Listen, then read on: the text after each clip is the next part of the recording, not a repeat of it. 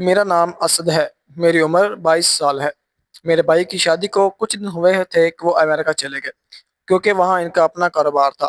اب گھر میں صرف امی ابو اور بھابھی رہ گئے تھے۔ میری بھابھی جوان اور خوبصورت تھی۔ انہیں دیکھ کر میرے دل میں کچھ عجیب سی کیفیت ہوتی تھی۔ بھابھی اکثر کہتی تھی کہ ان کے سر میں بہت درد رہتا ہے۔ دراصل بات یہ تھی کہ اس بھائی شادی کے فوراً بعد امریکہ چلے گئے تھے۔ ایک نئی دلہن کے لیے شوہر کے بغیر وقت گزارنا بہت مشکل ہوتا ہے، اور امی کی عمر بھی زیادہ ہو چکی تھی۔ گھر کی ذمہ داریوں کے لیے ایک اور سہارے کی ضرورت تھی۔ اس لیے بھائی نے ہماری ضرورت کو پیش نظر شادی کر لی تھی، اور امریکہ جاتے وقت مجھ سے کہہ گئے تھے کہ بھابھی کا خیال رکھنا۔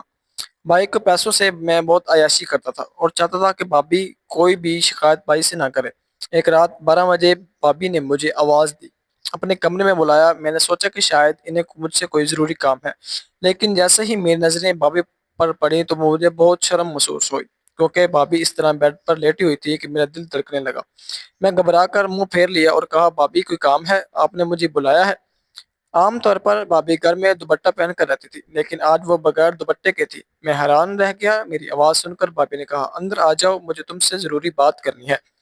وہ بستر پر اس طرح لیٹی ہوئی تھی کہ میری نگاہیں ایک ہی جگہ ٹک گئی۔ بھابھی نے میری طرف دیکھا اور کہا، شرماؤ مت، میں تمہاری بھابھی ہوں۔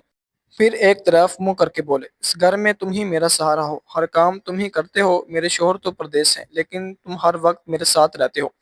بس یہی سوچ کر میں تمہیں بلایا، اس مشکل وقت میں بھی تم میرا ساتھ دو گے۔ بھابھی کی بات سن کر میں سمجھ نہیں پایا، انہوں نے مجھے آزمائش میں ڈال دیا تھا۔ میں سوچ میں پڑ گیا کہ بھابھی کیسی عورت ہے، دیور کو مساج کرنے کو کہہ رہی ہے۔ کیا انہیں شرم نہیں آتی؟ یہ مناسب بات نہیں تھی کہ بھابھی کا مساج کروں، ایک مرد اور ایک عورت کا مساج کروانا، اور وہ اپنے دیور سے۔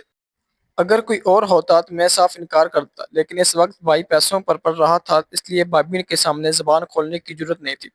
بھابھی نے اشارے سے تیل کی بوتل دی اور کہنے لگی، یہ بہت اچھا تیل ہے۔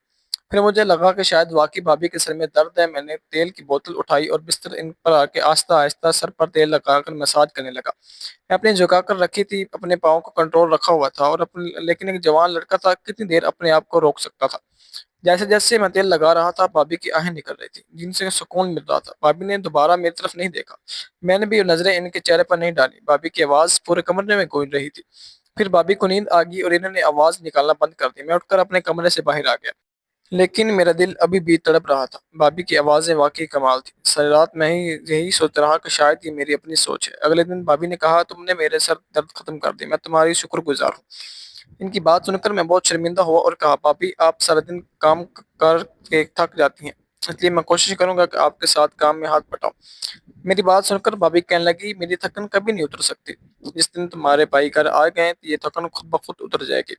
میں بھابھی کی بات کا مطلب نہ سمجھ سکا اور کالج چلا گیا۔ دوپہر کو جب واپس آیا تو بھابھی کپڑے دھو رہی تھی، ان کا سارا وجود بھیگ چکا تھا۔ یہ سب دیکھ کر میں اندر کا شیطان جاگ گیا۔ سوچنے لگا، اگر بھابھی جان نے مجھ سے کہا کہ میرا مساج کر دو تو میں پھر برداشت نہیں کر پاؤں گا۔ میں ان کے ساتھ وہ سب کچھ کروں گا جو میں چاہتا ہوں۔ امی رات کو جلدی سو جاتی تھی۔ بھابھی نے دیکھا کہ اماں سو گئی ہے تو انہوں نے پھر مجھے آواز دی۔ میں بھابھی کے کمرے میں چلا گیا۔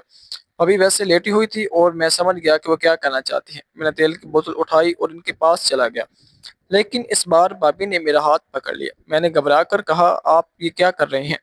لیکن دل میں بہت خوش تھا کہ سب کچھ آرام سے مل رہا ہے۔ بھابھی نے کہا، میرے اندر اتنی ہمت نہیں کہ روشنی میں تم سے بات کر سکوں، مجھے تم سے اندھیرے میں بات کرنی ہے۔ اچانک بھابھی نے تیل کی بوتل لی اور مساج کرنے لگی۔ انہوں نے کہا، برداشت کرنا، لیکن میں تو پہلے ہی سوچ چکا تھا۔ اگلا حصہ کے لیے چینل کو ضرور سبسکرائب کریں۔